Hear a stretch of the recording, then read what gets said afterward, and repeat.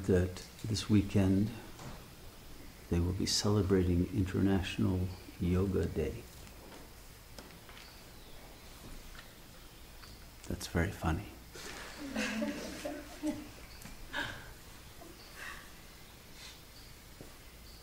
Somewhat frightening.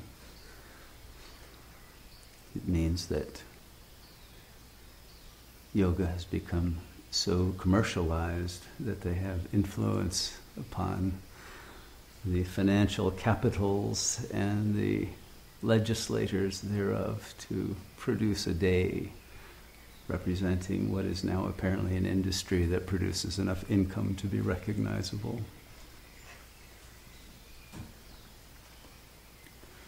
So it behooves us to explore again, what is yoga?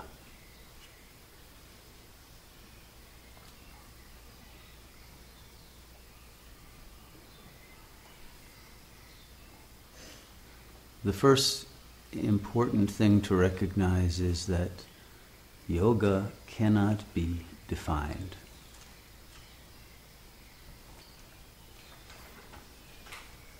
The closest definition I have been able to come to after many years of studying this subject is yoga is the practice of the real.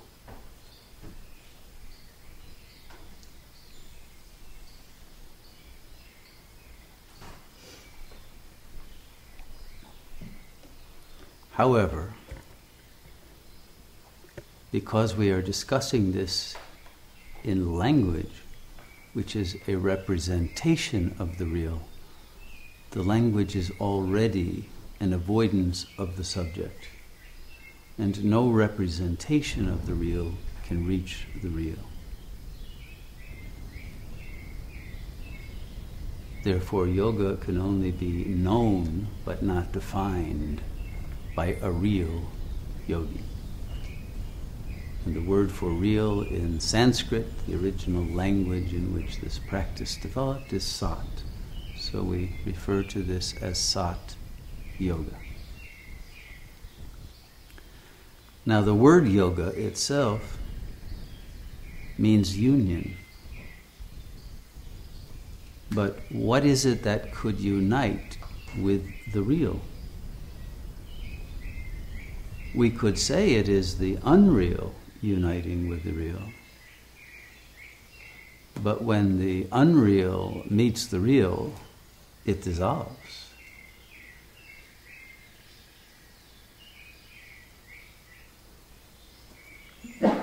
And so we could say that to the practitioner of yoga, it is the dissolving of the unreal in the real. And that union happens in a mind that had been seduced by the unreal, and through a process of recognition returns to the real. But the real itself did not change. The real is what is, and it is only the unreal that can begin to release itself from its own self-bondage, its self-imprisonment as an illusion, and realize the truth. What is the truth? In the practice of the real, what becomes recognized is that the truth is that which cannot be represented by language. And that the truth cannot be represented by anything. The truth is that which does not appear nor disappear. And so the practice of yoga then, in practical terms, pragmatic terms, is simply paying attention to the capacity to pay attention.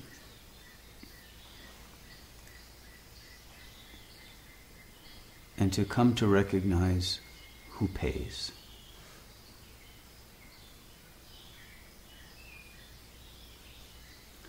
Originally, there were no texts of yoga. There certainly were no asanas. None of these exercises have anything to do with yoga, or pranayamas, or, God forbid, kirtan, or chanting of mantras in any way. They would even be called anti-yoga. You know, one of the great yogis of the modern period, Sri Ramana Maharshi, whose picture we have on the wall, would not use the term yoga because he felt it had been defiled. And when you use that term, people's images of hatha yoga, or their images of some kind of worship, some kind of activity of the body-mind. But is the real the body-mind? Does it have anything to do with the body-mind?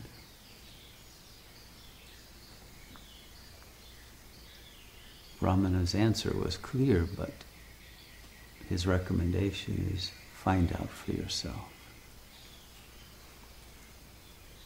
Be real. If there is one mantra for yogis, it would be real. Don't repeat mantras. Why? Because the mantra assumes that there is someone saying the mantra, and that's exactly what must be questioned. Who is it who's speaking the mantra? Who's singing? Who's thinking? Until you know the answer to that, you haven't entered the real. And if you start out assuming there's somebody here doing something, you've already lost hope for achieving the real.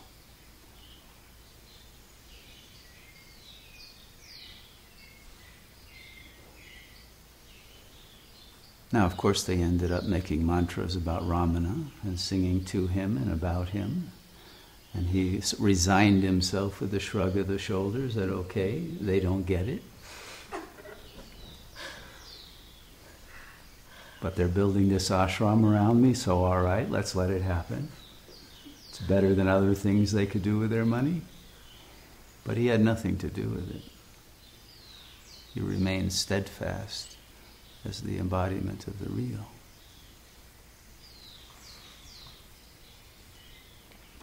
Now, probably the first and last significant text of yoga was written by someone who is apocryphally named Patanjali. This is already legendary.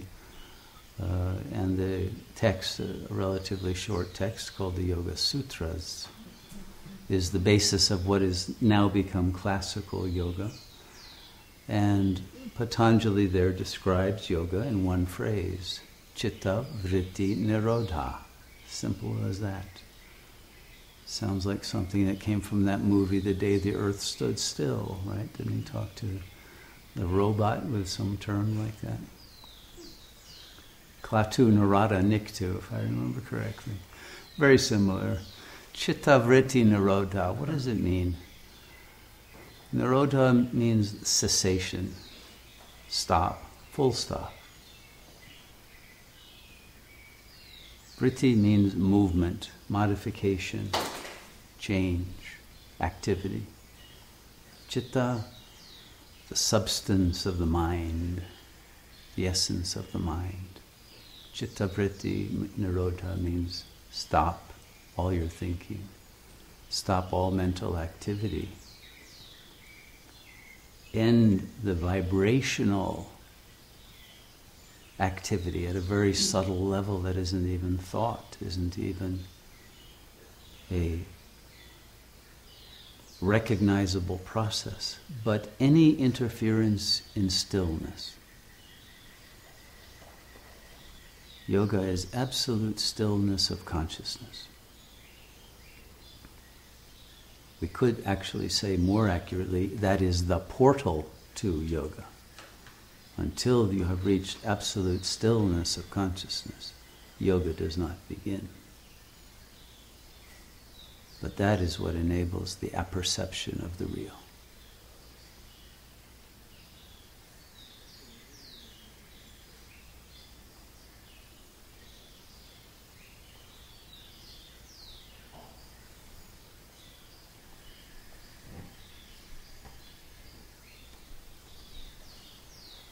And because of the nature of what is realized in that stillness,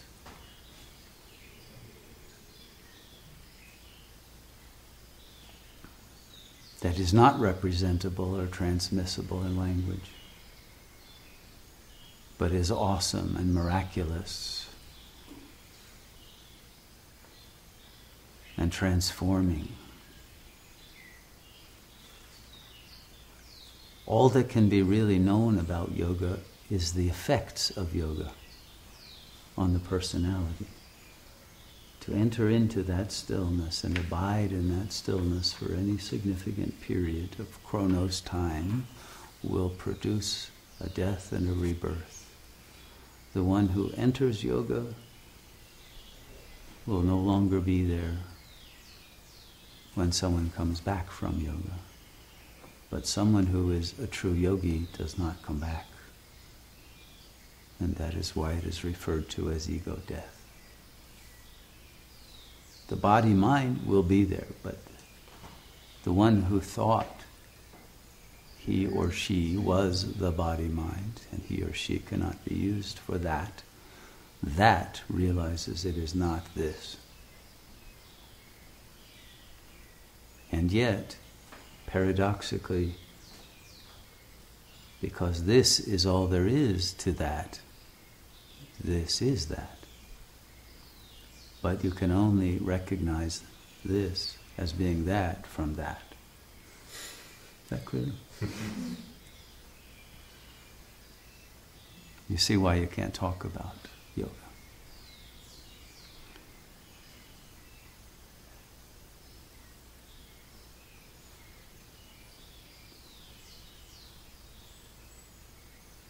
The practice of the real will appeal only to a very few.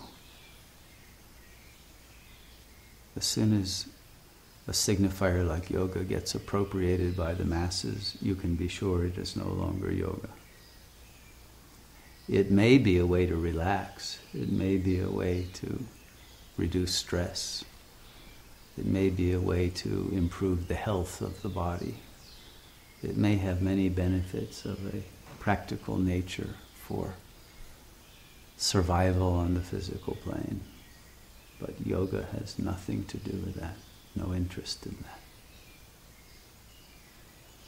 But simply to discover, enter into, and become real. Now, what do we mean by real? This again is a term that is indefinable, and that is perhaps the definition of the real. It is not reality. Reality is unreal. Reality is a narrative that an unreal entity that believes it is what is signified by the word I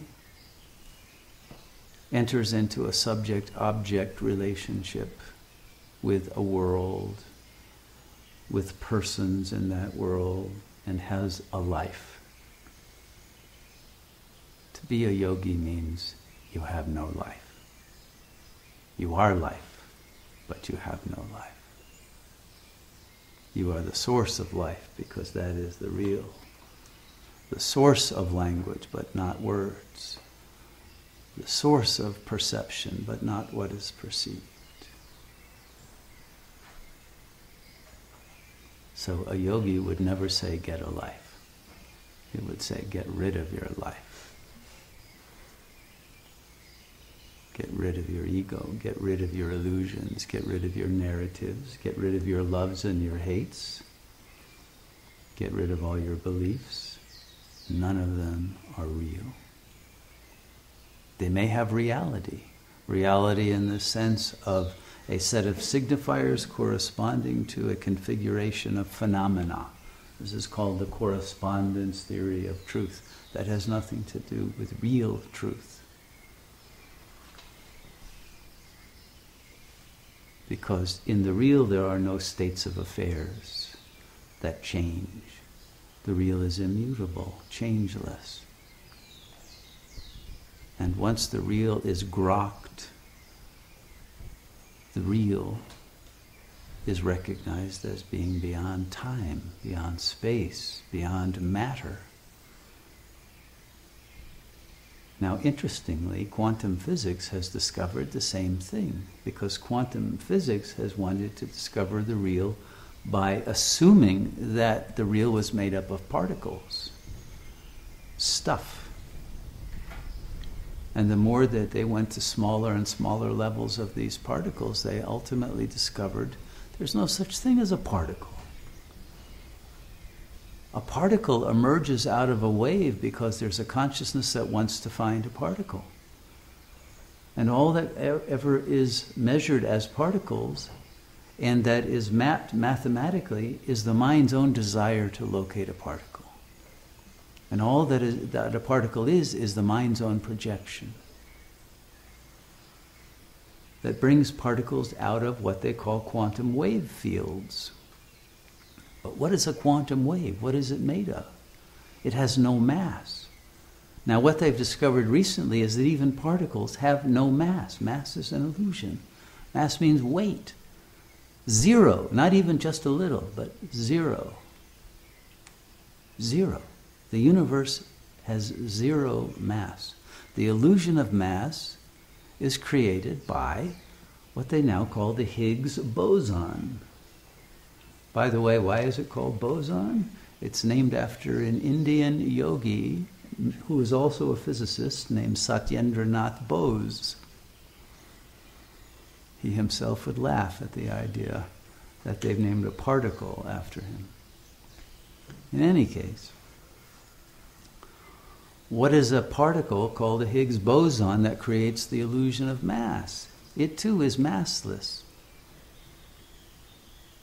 Does something without any mass at all, and that exists only as a wave of probability, have any reality, even to a mind that is in the phenomenal plane? What is this? You see, and the modern mind cannot really deal with quantum physics. It cannot deal with its implications, which are the same implications of yoga. The real is not that which appears. As soon as you have a particle appearing out of a probability wave field, you already are in unreality. And a particle appears only as a swarm of possibilities. It's everywhere and nowhere. You can't say where even an electron is. You can say there's a probability it could appear here, but it's neither here nor there, nor both here and there, nor neither here nor neither there. It's none of those. It's the same logical quadrivium of impossibilities that Nagarjuna wrote in his famous Madhyamaka Karika. The real is indescribable. It has no logic.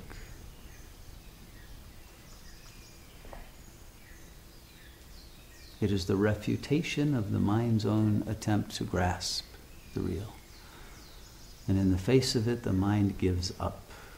It is the surrender of the mind of its attempt to grasp reality that is the starting point of yoga.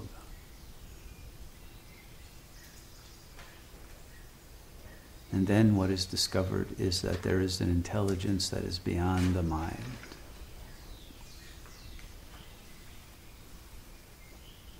So if yoga is anything, it is union with that intelligence that is beyond the mind, that does not appear or disappear, that does not condescend to use language, that is present only as absence, but an absence and an emptiness that makes everything present, makes it possible for a world to be, but only as an illusion, a magical display of one of the infinite possibilities. And that is a flux that never remains the same from one nanosecond to another.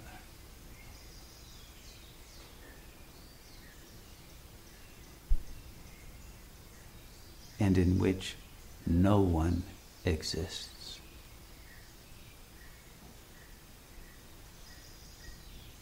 And so yoga enables the realization that you do not exist and your story is a complete fiction.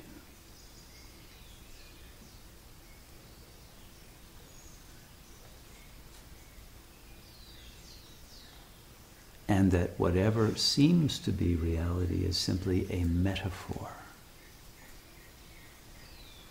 a dream, a myth, that represents a truth that can only be represented by fiction. But the fiction, at best, can lead to an aha moment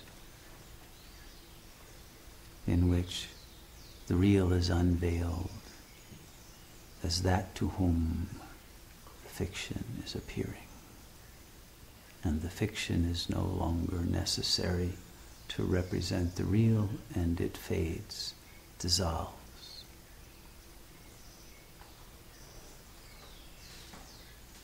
It disappears, and that which is immutable, that which is timeless, is recognized as all that is. The closest representation to the real in the phenomenal cosmos is a black hole. And the process of the real is the image we have now from the Hubble telescope and others that are out there of a galaxy being swallowed by a black hole that is at its center. The self, the real, is that black hole. And yoga is the dissolving of the galaxy of the unreal into the core of that real, which is of such an utter blackness because it does not ever appear as anything at all.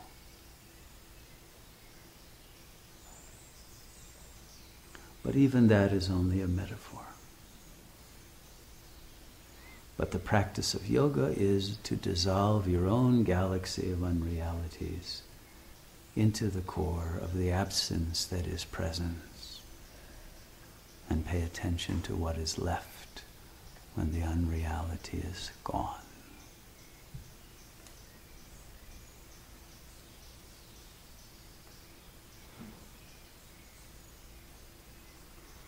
And so if people really practice yoga on International Yoga Day, yoga will swallow up the universe in which it has appeared.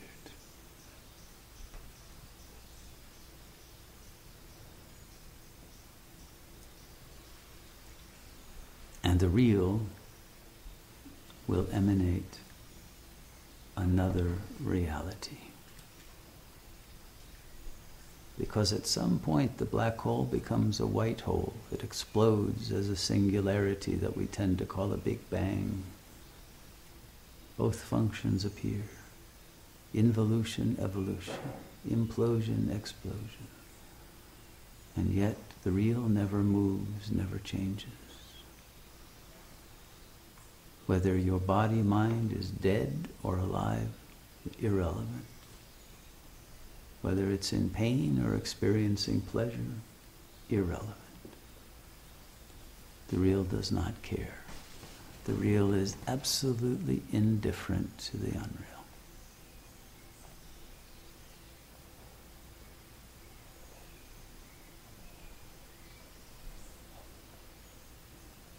But you could say that the real has mercy, because when the unreal becomes so unpleasant that the unreal beings are suffering too much from it to even want it to go on, it becomes such a powerful black hole that it absorbs it all back into itself and re-emanates it in such a way that there is no suffering in that phenomenal field that is called the universe, and again becomes what its own residents would call beautiful, pure, perfect, harmonious, loving, what has been called the kingdom of heaven.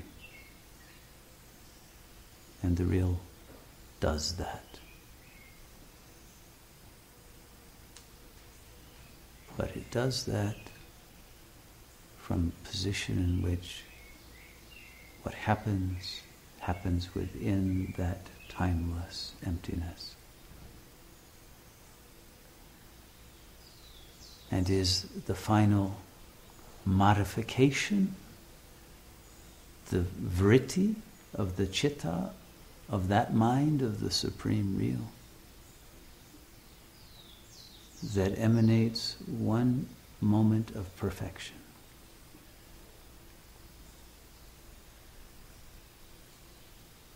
And then that moment itself, through its own logical processes, its own mathematics, its own process of falling into illusion, devolves back into a Kali Yuga, an unreality that needs to be dissolved out of mercy. And the unreal is taken out of its misery. The unreal situation of this planet has now reached that point that the real will take this world out of its unbearable misery.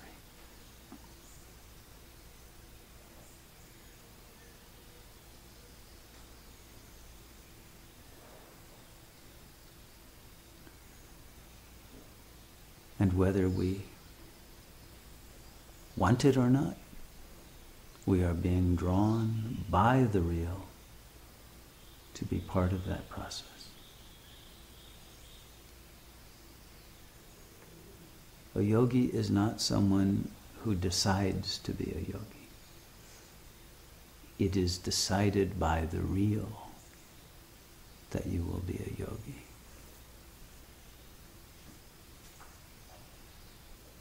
Or else you might as well settle for International Yoga Day.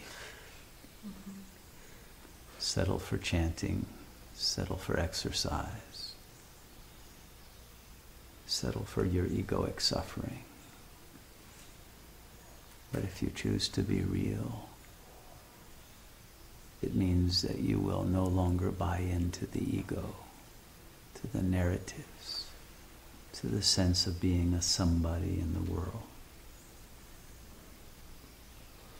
And it is only the refusal to fall into that delusion that separates the real yogis from the pseudo-yogis.